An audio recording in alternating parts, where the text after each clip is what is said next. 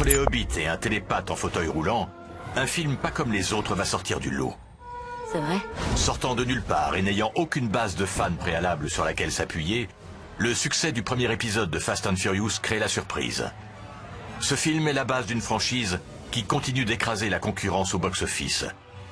Cette série a la particularité d'avoir été directement adaptée de l'imagination d'un scénariste au storyboard puis à l'écran. Que ce soit à Los Angeles, Miami ou Tokyo, la franchise a connu nombre de rebondissements et de dérapages incontrôlés, au propre comme au figuré. Et lors du tournage du 5e volet, l'équipe décide de se renouveler afin de faire évoluer la franchise, tout simplement. Plus extrême. Toujours plus fort. Toujours plus. Toujours plus de cascades, de vedettes, Les personnages emblématiques sont de retour. de mauvaises surprises, On était fichus. de budget mais aussi de contraintes. Les sommes investies dans ce film sont faramineuses pour l'époque.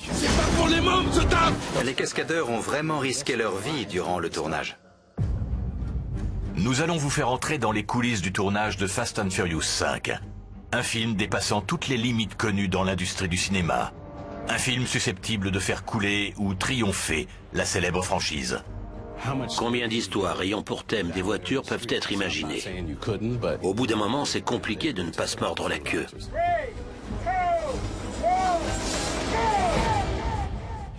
La franchise cinématographique Fast and Furious repose sur une base extrêmement simple. Des voitures qui roulent vite. Des cascades réalistes. Chaque volet de la série permet aux équipes de tournage de placer la barre toujours un peu plus haut, Ces équipes sont capables de choses incroyables. afin de proposer toujours plus fou. Les protagonistes sont des super-héros. Le succès du 4e volet de la franchise a prouvé que le public n'était pas lassé de la vitesse et de l'action. Avec un bénéfice de 360 millions de dollars, Universal a compris le message. Il y aurait forcément une suite. En partant d'une base toujours identique, C'est du réel, du réel. tout en tenant le spectateur en haleine, Toujours plus forts et rapides. tant au niveau des cascades spectaculaires que du scénario. Il était temps de faire évoluer la série. Un 5e volet est alors acté, et bientôt un 6e. La production a commencé à envisager la franchise à long terme. Ce 5e volet se base principalement sur ceux qui ont permis le succès de la série. Vin Diesel est le cœur de cette franchise. Chris Morgan est de retour au scénario et Justin Lin est à la réalisation. Sans oublier le producteur Neil Moritz. Cette équipe a une idée très précise de ce qu'est un film de la série Fast and Furious.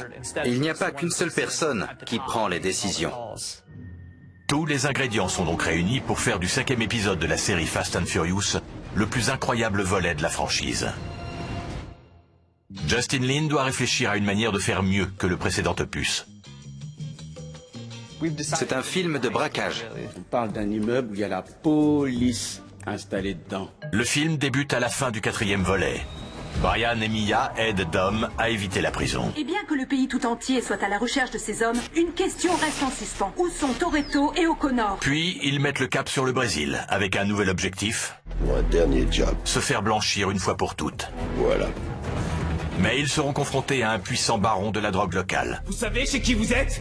Dans le scénario, un passage obligatoire de la série brille par son absence. Je me souviens qu'à la lecture du moment où Dom et Brian partent récupérer des voitures, On va faire notre marché. je me suis logiquement dit que la scène de course que l'on trouve dans tous les autres volets allait débuter. Caisse pour caisse. Cette course aurait figuré dans les volets précédents. Or, le scénariste Chris Morgan décide de faire autrement. En s'inspirant d'un des plus grands films de braquage de tous les temps. Morgan a cité Butch Cassidy et le Kid comme sa principale inspiration pour le film. Le scénariste s'inspire de 2 scènes du film en particulier. Celle du train, à laquelle il ajoute des bolides. Ainsi que celle du saut dans le vide, à laquelle il ajoute également une voiture. Les voitures étant... Au cœur de la série. Mais la véritable perle de ce volet, c'est la scène du coffre-fort de 5 tonnes tracté dans les rues de Rio de Janeiro. C'est au-delà de l'imaginable. L'équipe, rompue au tournage impliquant des bolides, se voit confier la lourde tâche de repousser les limites du film d'action. À la première lecture du script, on s'est demandé comment faire. La scène était interminable. 20 minutes d'action. On s'est sérieusement creusé les méninges. Déterminé, le studio Universal confie à l'équipe un chèque de 120 millions de dollars. Les dirigeants d'Universal savaient que le film allait fonctionner au box-office. Ils ont mis les moyens sur la table parce que la franchise Fast and Furious est une valeur sûre pour eux. Soit 30% de plus que pour le volet précédent et 3 fois celui du premier. Les sommes investies dans ce film sont faramineuses pour l'époque. Et pour s'assurer de faire de ce film un succès, plusieurs personnages clés de la série font leur retour dans la distribution. C'est les Avengers avant Avengers. Giselle du 4e volet. Giselle est donc revenue. Han du 3e volet. Attendez, il est mort dans le 3. Et si le 3e volet n'était pas le 3e? Dans l'épisode 4, on comprend que la séquence du camion-citerne se déroule avant le 3e épisode. Et que le reste du film se déroule après. En regardant le 5e volet, plusieurs éléments permettent de comprendre que tout le film se déroule avant Tokyo Drift. Tokyo Drift ne s'est donc pas encore produit. Maintenant tu es là. Han est donc en vie. Il n'est pas encore mort, donc il est là. La décision de faire revenir Han est la première de nombreuses surprises, avec entre autres le personnage de Matt Schultz du premier volet, Regardez qui est là. le personnage de Tej du 2e volet de la série, Mais pourquoi une bande de braqueurs aurait besoin d'un mécanicien? Le scénariste fournit une réponse ingénieuse. Le personnage de Tej a beaucoup évolué. Verrouillage électronique classe 3 avec serrure Griffin numérique à code et scanner à reconnaissance biométrique. Il a probablement vendu son garage et pris des cours d'ingénierie électronique. J'ai eu une vie avant que tu me connaisses et on s'étend pas sur le sujet. Mais le retour d'un personnage phare se fera dans la douleur. Tyrese a indiqué qu'il a eu du mal à revenir au casting. Parce que c'est une chose que de faire revenir Ludacris, de faire revenir Sung Kang ou faire revenir Gal. Il n'avait que des rôles secondaires, mais Tyrese était un des acteurs principaux du 2e volet. c'est comme revenir chanter dans un groupe alors qu'on a été remplacé. C'est un peu gênant. La position de Vin Diesel étant devenue indiscutable, comment allait se passer la cohabitation? Je respecte beaucoup Vin. Il sait ce qu'il veut, c'est la star de la franchise. Heureusement, Tyrese est soutenu. Paul a insisté pour que Tyrese revienne à l'écran. Les producteurs cèdent finalement aux pressions de l'acteur. Roman est donc de retour. Tyrese s'est très rapidement aperçu que Vin et lui étaient sur la même longueur d'onde. J'avais jamais travaillé avec lui. J'ai eu des échos. Tout ce que j'apporte à ce film est un supplément à la franchise dont Vin Diesel est la star indétrônable. Les personnages phares de la série étant tous de retour, la réunion de famille peut débuter. Salut, mes familles. De nouveaux personnages font également leur apparition. Officier Neves. Incarné par Elsa Pataky, mais ce n'est pas tout. Dans ce 5e épisode de la franchise, il y a une scène où Mia annonce à Brian et Dom qu'elle est... L'idée de famille, de meute, de bande, a toujours été au cœur de la franchise. Et cette révélation inattendue enfonce clairement le clou. Mais ce n'est pas tout au niveau du casting. Brian et Dom vont se retrouver face à un nouvel antagoniste. Dans les 2 premiers volets, les tensions proviennent principalement des relations entre fédéraux et police. L'agent Bilkins incarne l'antagoniste parfait. J'ai horreur des réflexions. C'est nuisible aux relations entre la police et le FBI dans tous les cas de figure. Chris Morgan crée donc un nouveau personnage, capable de défier Vin Diesel face à face. Le personnage de Hobbs part à la poursuite de Dom et Brian et le reste de l'équipe. La trame ressemble à celle du film Le Fugitif. Et puisque Hobbs est inspiré d'un de ses personnages, Tommy Lee Jones était pressenti. mais Vin Diesel prend l'initiative d'effectuer une étude de son côté. Il a demandé aux fans qui ils aimeraient voir dans le film. Et quelqu'un a mentionné, devinez qui?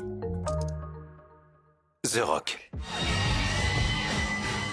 Le projet a commencé à prendre une sérieuse ampleur. Alors mettez vos caleçons étanches. The Rock était célèbre, mais n'était pas une vedette de cinéma. Il avait déjà joué plusieurs rôles, mais sans grand succès pour le moment.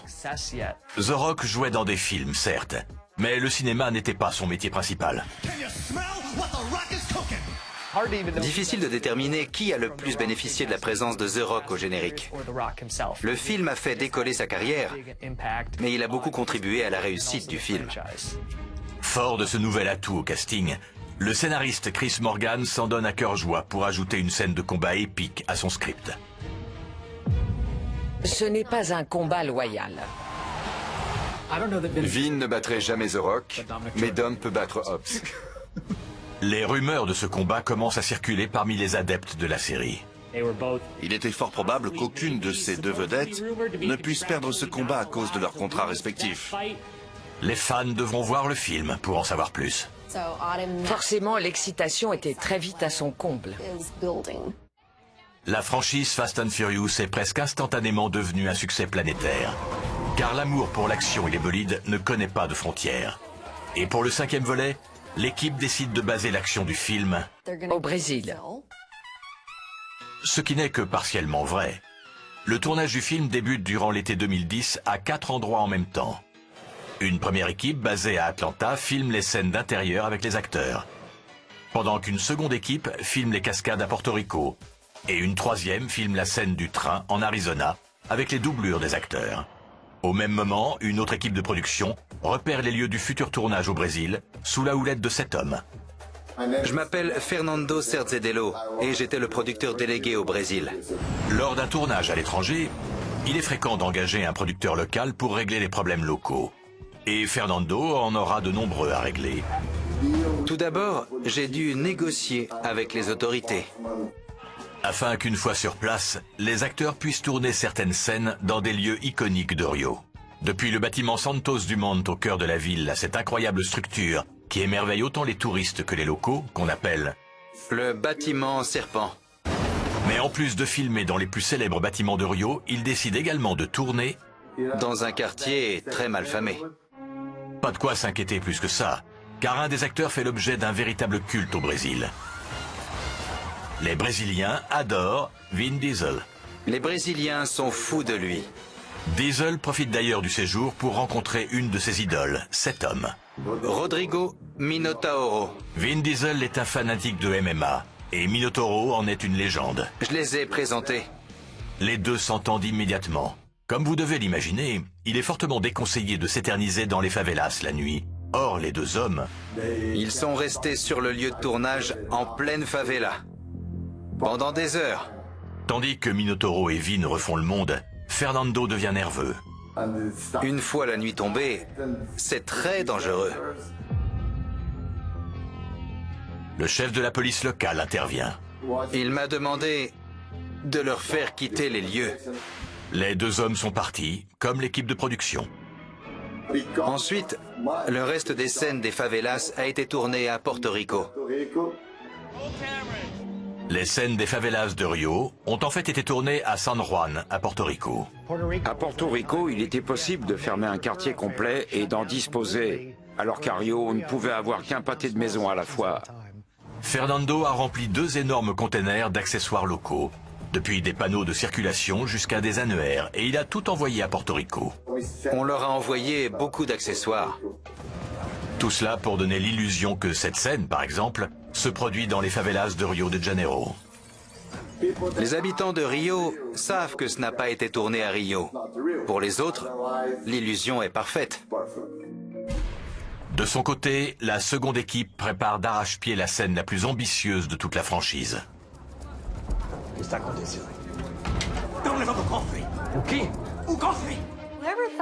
Celui qui a imaginé cette scène incroyable est un véritable génie. Une banale poursuite après un braquage, finalement. Mais au lieu d'un simple sac de billets, les braqueurs traînent un coffre-fort à travers la ville. L'idée est enthousiasmante, sauf pour les membres de l'équipe de tournage. Oui, j'imaginais la scène et je voyais pas comment ils allaient faire. L'utilisation d'images de synthèse eût été plus simple, mais le réalisateur veut un vrai coffre. Je me suis dit que Justin avait perdu toute notion de réalité. C'était complètement fou et impossible à faire. Je sais de quelle façon. La production engage alors un homme pour trouver des solutions. Je suis Spiro, réalisateur de seconde équipe. Une manière plus simple de dire... Je réalise principalement les scènes d'action. donc les plus amusantes. Il arrive que le réalisateur principal ne puisse pas tout filmer, ou qu'il ne sache pas filmer l'action, donc on m'engage pour le faire. Spiro est un choix naturel pour la production, car il s'est spécialisé très jeune dans le tournage de scènes d'action, après le visionnage d'un film en particulier. Je l'adore. Cette œuvre sera déterminante pour le réalisateur et deviendra... Je me faisais appeler Shaft. Une obsession. Je me prenais pour lui et j'essayais d'imiter tout ce qu'il faisait dans le film. Quand il sautait des toits et poursuivait les voyous, par exemple. Et c'est ainsi que Spiro découvre sa vocation. J'ai commencé cascadeur. Il travaille sur Midnight Run et Retour vers le futur. Puis j'ai eu la chance de me voir confier des scènes d'action. Lorsque Justin contacte Spiro, il a plus d'une 50aine de films à son actif. Justin tenait vraiment à ce que je filme cette scène, car je suis capable d'approcher la caméra au plus près de l'action. Engagé par Justin, Spiro devient donc réalisateur de seconde équipe. Mais il n'est pas seul, il est épaulé par cet homme. Spiro et moi travaillons ensemble depuis près de 40 ans avec la même équipe. Devant ou derrière la caméra, Fast and Furious est une histoire de famille. J'ai confiance en mon équipe. Chacun sait ce qu'il doit faire. Quand je crée une scène, je sais de quoi mes hommes sont capables. L'équipe travaille sous pression, car si elle ne parvient pas à réaliser la scène, elle sera confiée au département des effets numériques. On a donc effectué un premier test, pas vraiment concluant. Le producteur voulait la confier aux effets numériques. J'ai refusé. Je voulais la faire. Je voulais une autre chance. Spiro Razzatos est sur le point de perdre l'opportunité de filmer la scène du coffre-fort. Je lui ai demandé une seconde chance. Je savais qu'on pouvait le faire. Le producteur refuse. Faudrait trouver une parade. C'est alors que le réalisateur principal entre dans le débat. Justin lui a dit de me laisser faire. Le second test s'est parfaitement déroulé et tout s'est passé de façon très fluide. Ayant arraché le coffre d'un mur, les héros traversent la ville de Rio en détruisant tout sur leur passage. Aussi jouissive soit-elle, cette scène résulte d'une chorégraphie minutieuse. Dans d'autres films d'action, le réalisateur dirait « Faisons traverser le coffre dans la banque, les gens adorent ça, super, point final ». Pas Justin.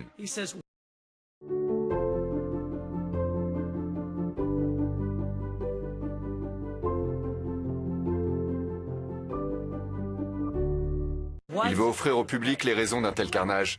Donc, on a commencé à échafauder des idées.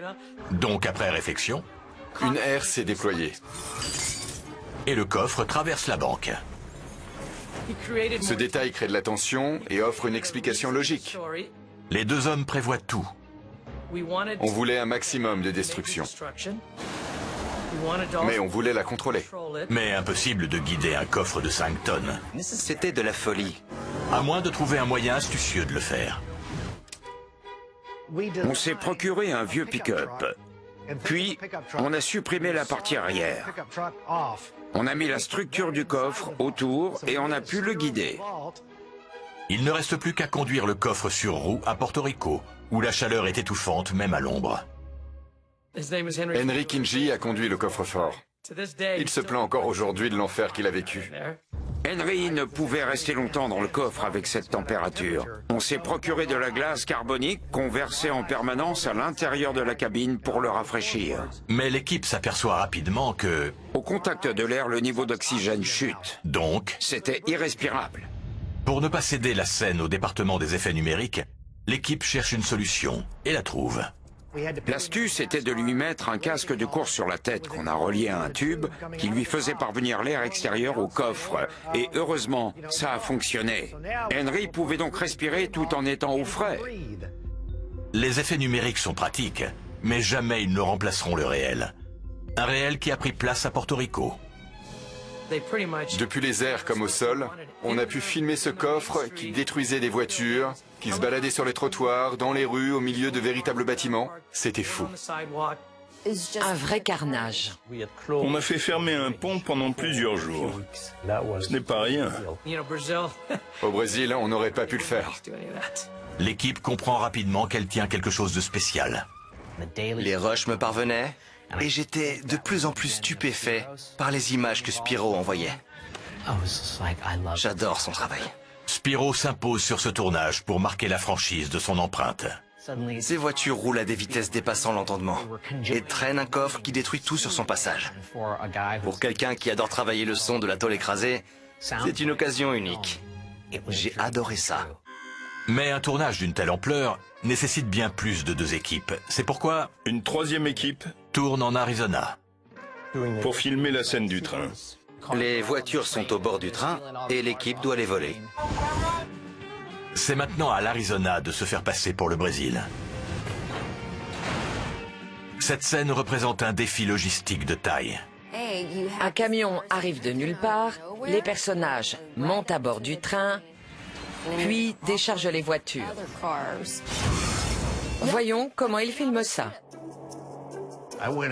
Pendant un de mes repérages, j'ai trouvé un embranchement ferroviaire inutilisé.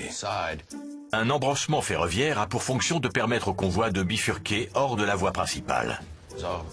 On disposait de 15 km de rails.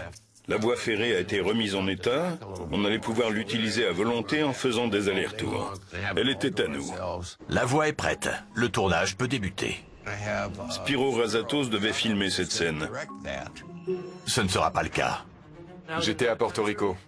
Justin étant à Atlanta, Spiro à Porto Rico, quelqu'un d'autre doit se charger de la réalisation. Alexander Witt a travaillé sur plusieurs James Bond. C'était le réalisateur idéal pour une scène d'une telle complexité. L'équipe doit s'appuyer sur le storyboard précis de Justin Lin. Je n'ai rien compris du tout. Peut-être pas si précis que ça. J'ai appelé Justin pour qu'il m'explique. On a travaillé 3 semaines sur cette simple séquence. C'était compliqué. Et long. Malgré une méticuleuse préparation, tout ne se passe pas comme prévu. À un moment, le camion doit foncer dans le train et rester parallèle au train. Puis le train entraîne le camion avec lui. Au lieu de ça, le camion s'est carrément encastré dans le wagon du train. Grosse erreur de calcul. Ils ont failli renverser le train. Ça, c'était pas prévu. En effet. Le camion devait suivre le train.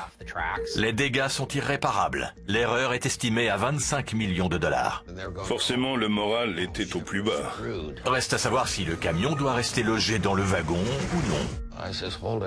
J'ai dit à l'équipe de ne rien toucher. Ils voulaient extraire la carcasse au plus vite, mais j'ai tout stoppé net. J'ai ordonné d'envoyer les images qu'on avait tournées en urgence à Atlanta pour avoir l'avis de Justin au plus vite. L'équipe de tournage doit maintenant attendre le verdict de Justin et des producteurs. Pendant qu'une équipe filme les acteurs principaux à Atlanta et qu'une autre filme les cascades à Porto Rico, la 3e équipe de réalisation se retrouve coincée dans le désert d'Arizona à cause d'un contretemps de taille. La cascade à 25 millions de dollars a viré au fiasco. L'équipe est en panique. Le tournage est interrompu en attente du verdict de Justin et des producteurs. Ils ont répondu « C'est parfait, continuez comme ça ». Et c'est ce qu'on a fait. Quelle scène! C'était très amusant de faire foncer une voiture hors d'un train en marche. Cet incident prouve que l'improvisation est la marque de fabrique de la franchise. C'est un accident heureux. Après 3 semaines de tournage, Matt revient sur son expérience. Croyez-moi, j'ai éprouvé un sacré soulagement. Pendant ce temps, à Atlanta, un nouveau personnage est sur le point de faire son entrée en scène. Et quelle entrée incroyable! On ne peut pas faire plus exceptionnel que l'entrée de The Rock. Impressionnant. Je crois n'avoir jamais vu quelqu'un transpirer autant que The Rock dans ce film. On perd nos cibles, on les chope ensemble et on les ramène au pays. Bien qu'intimidant à l'écran, derrière les caméras, The Rock est bien différent. Il a salué l'équipe, il s'est présenté. Il connaissait les noms de chacun d'entre nous, il était bienveillant. C'était très important pour l'équipe. La personnalité de The Rock change la donne sur le plateau de tournage et surtout à l'écran. Quand il a dit « Venez pas m'emmerder », on voit immédiatement que c'est du sérieux. Son personnage est très charismatique. Ses répliques sont taillées sur mesure. Bonne et mauvaise nouvelle. Commence par me faire rêver. J'avoue avoir trouvé certaines de ses répliques un peu caricaturales. Et après le rêve, la réalité. Mais Dwayne joue de façon à ce que ses répliques passent bien à l'écran. Il est doué. J'en étais sûr. Puis le moment que tous attendent arrive enfin. T'es grillé, Toretto. Viens me chercher. Je me souviens du tournage de cette scène de bagarre à Atlanta. Il a duré des siècles. C'était dingue. L'équipe de tournage a le privilège d'assister depuis les premières loges à un combat titanesque entre deux montagnes de muscles. C'était intense. D'après certaines mauvaises langues, la scène est plus qu'une simple chorégraphie, car la rumeur d'une mésentente entre les deux acteurs se fait de plus en plus persistante. Ça n'était qu'une rumeur. Elle résulte de taquineries qui peuvent exister entre acteurs sur un tournage. Du genre, s'il arrive en retard, alors j'arrive en retard aussi. S'il fait ci, je peux faire ça. Les deux hommes sont unis pour conquérir le box-office. Justin nous a offert un cadeau à tous. On n'a jamais eu la chance d'assister à un combat entre Stallone et Schwarzenegger. C'est ce qu'on nous reproche. Les deux stars offrent une prestation mémorable qui restera dans les annales. Si Tommy Lee Jones avait incarné Hobbs, on n'aurait jamais obtenu un combat aussi brutal que celui qui nous est proposé dans le film. Jones n'aurait jamais pu offrir une prestation pareille. Pour ce qui est du vainqueur du combat, le scénariste Chris Morgan offre une solution astucieuse. Vin prend le dessus sur The Rock à la fin de la scène, puis il se rend. De quoi laisser les spectateurs sur leur faim. Le tournage étant bouclé, le travail des monteurs du film peut enfin débuter. Et ils ont fort à faire, car les cascades spectaculaires doivent être rendues lisibles. Les nombreuses répliques improvisées doivent être triées. Sans oublier de faire briller les nouveaux personnages. Nul ne sait si l'ambitieux pari de Justin Lin paiera après le passage en salle de montage. On était très excités à l'idée de voir les premiers montages. Le film doit surpasser les opus précédents et faire entrer The Rock Je suis venu embarquer deux connards dont on m'a communiqué les noms. de façon durable dans la saga. Au moment de la mort de Vince, The Rock n'est pas à l'écran, mais il est présent dans la pièce. Et il dit « Je vais te suivre sur ce coup-là. » Ce moment précis m'a donné la chair de poule. Je me souviens m'être tout de suite dit qu'on tenait vraiment quelque chose d'intéressant. Il a apporté une énergie incroyable. On savait que ça allait fonctionner. C'était évident pour nous.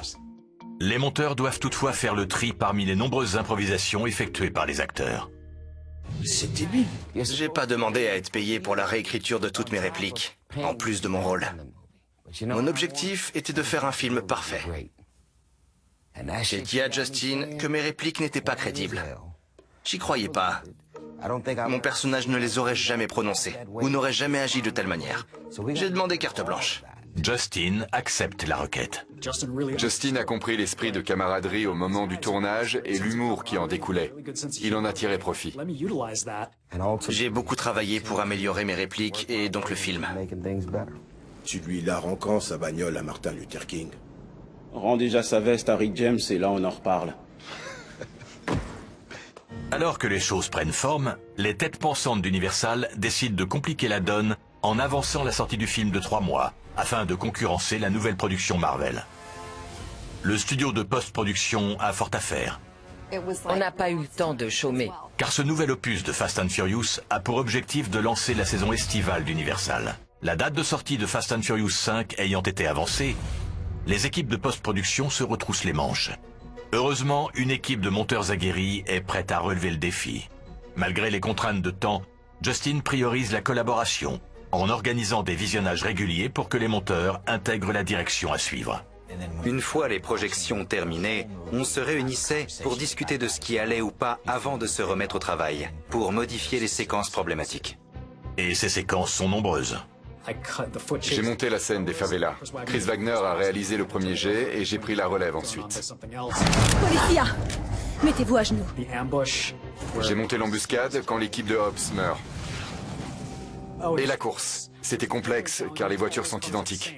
Une course de Dodge Charger 2011, un placement de produit dû à Universal. Aussi tu n'auras pas. Contrairement à la poursuite dans le 4e volet où toutes les voitures sont différentes, On a cette fois 4 Dodge Charger identiques.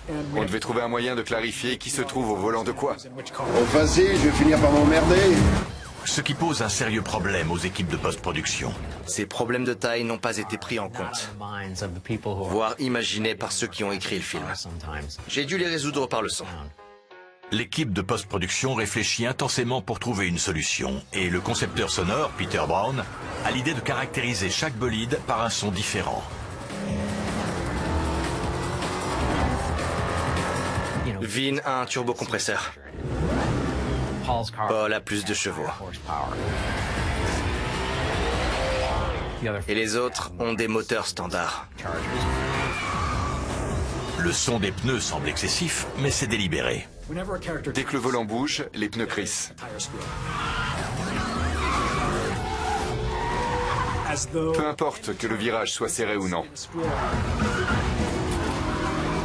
Ça rend ces scènes bien plus excitantes. Le film repose énormément sur les sonorités.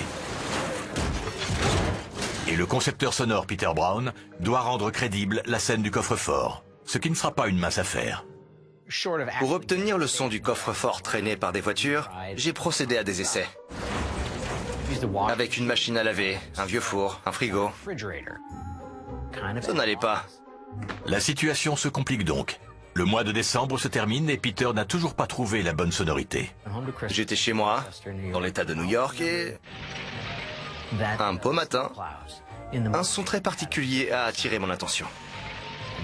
Le son d'un chasse-neige a inspiré celui du coffre-fort traîné dans les rues par des bolides. Un véritable miracle de Noël. Mais l'horloge continuant inexorablement sa course, la monteuse assistante Lee se voit offrir une belle promotion. J'étais monteuse assistante, donc j'ai cumulé 2 tâches.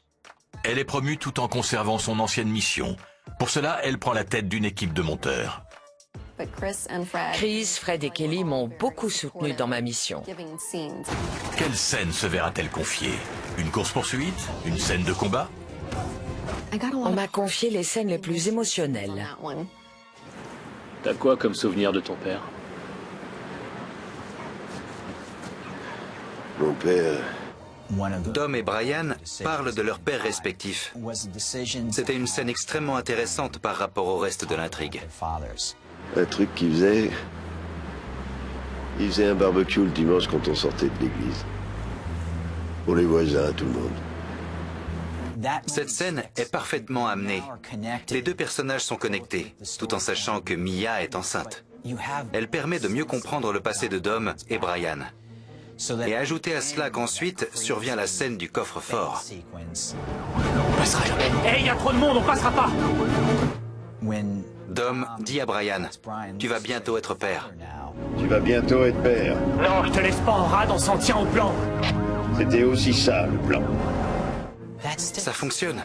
Le montage est une véritable réussite. Cette scène est décisive pour la carrière de Lee, dont le travail soulage l'équipe de montage. Il est temps de se poser, Dom.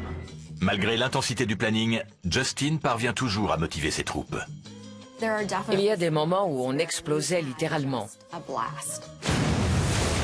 Donc on se changeait les idées en mangeant plus que de raison. Justin a trouvé comment nous changer les idées. En élisant les meilleurs cupcakes de Los Angeles. On en mangeait tout le temps, jusqu'à la nausée. Je sais qu'à un moment, on n'en pouvait plus de manger des cupcakes. L'équipe parvient à terminer le montage du film dans les temps. Mais une question reste en suspens. Est-ce qu'Universal surpassera Marvel dans les salles obscures? L'équipe attend nerveusement les retours du studio, car le film est très différent de ses prédécesseurs. Peut-être trop. Les projections test sont toujours angoissantes. On a fait une projection test. 23 personnes sélectionnées au hasard voient le film presque terminé en avant-première. Selon les critiques, le studio saura si les changements de direction apportés sont salutaires. De mauvais retours et de nouvelles scènes devront être filmées pour que cet opus ressemble plus à ses prédécesseurs. Tout dépend de cette projection. Dès le lancement du film, l'équipe de post-production remarque une anomalie. Je me souviens que certaines fréquences sonores ne passaient pas dans la salle de projection. Le volume était assourdissant. Pour offrir une expérience viscérale au spectateur, Justin Lin a besoin d'un volume sonore maximal. Justin s'est tourné vers moi et m'a dit « Plus fort ». Obéissant, Raskin augmente le volume. Je savais que le volume était fort, mais je n'avais aucune idée du volume réel à l'intérieur de la salle. À la fin de la projection, le mixeur du film est venu me voir pour me dire que le volume était bien trop élevé. Craignant une nouvelle réaction du panel de spectateurs, l'équipe attend nerveusement le verdict final. Un des spectateurs a dit qu'il manquait la scène de course de voiture. Là, je me suis dit que ça allait nous coûter très cher. On avait trahi la confiance des fans de la première heure. Il manquait la course de voiture. Après une séance assourdissante, les 23 spectateurs ayant assisté à la projection test de Fast and Furious 5 donnent leur avis. Un des spectateurs a immédiatement dit qu'il manquait la course de voiture. T'as dit quoi? Ça allait coûter cher. Une telle omission est susceptible de décevoir les fans. On passe d'un film sur les voitures à un film de braquage. Le public remarque la différence. On a donc demandé d'évaluer l'action présente dans le film. Tout dépend maintenant de ses réponses. 22 d'entre eux ont mis la note maximale de 10. Un véritable soulagement. Qu'en est-il de celui qui n'a pas levé la main? Il a levé la main pour mettre 9 sur 10. C'est une victoire. Le résultat de cette projection est que ce film allait être le meilleur de toute la série des Fast and Furious. Malgré ce succès, Universal a une dernière requête. La direction convoque Justin. Justin est aux anges. Ça me branche. Ils lui ont demandé d'ouvrir le film comme il le désirait. Ils lui ont donné tous les fonds nécessaires. Dans sa première mouture, le film débute à la fin du volet précédent. Des extraits de journaux télévisés permettent de faire le point sur la situation et de planter le décor. Et bien que le pays tout entier soit à la recherche de ces hommes, une question reste en suspens. Où sont Toretto et O'Connor? Ayant reçu un chèque en blanc de la part du studio, Justin Lin décide d'ouvrir son film sur les chapeaux de roue, par le biais d'une nouvelle cascade spectaculaire. Qui ne fait pas l'unanimité sur le moment. J'ai trouvé la scène un peu ridicule. Le bus se renverse, fait plusieurs tonneaux à cause d'une simple voiture, personne n'est blessé et Dom s'échappe. C'est une bonne remarque. Mais en voyant le film, ça coule de source. C'est la perfection.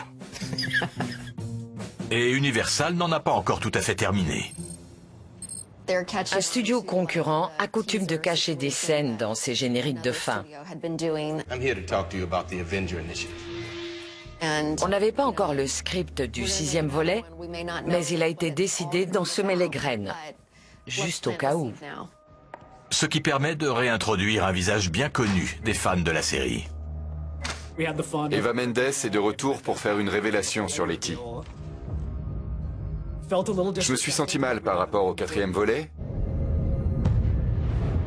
mais c'était excitant.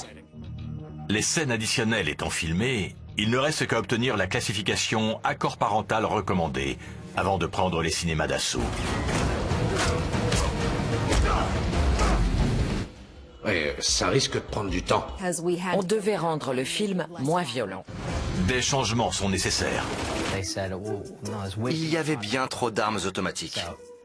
On a fait en sorte de n'avoir que des semi-automatiques.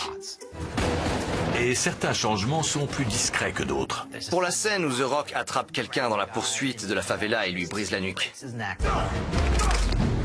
J'avais créé un son très suggestif, mais il était un peu trop apparemment.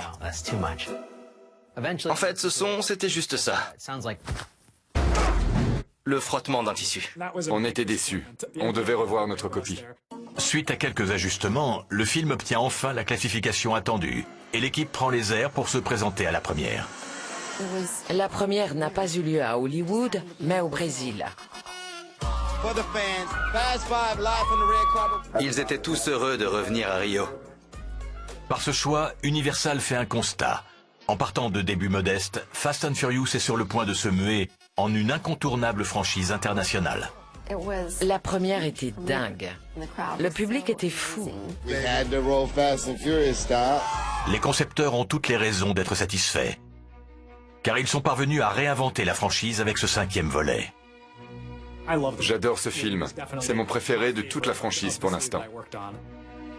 Je suis vraiment très fier de ce film. La franchise prend une nouvelle direction grâce à ce film. Les bases de la franchise sont posées.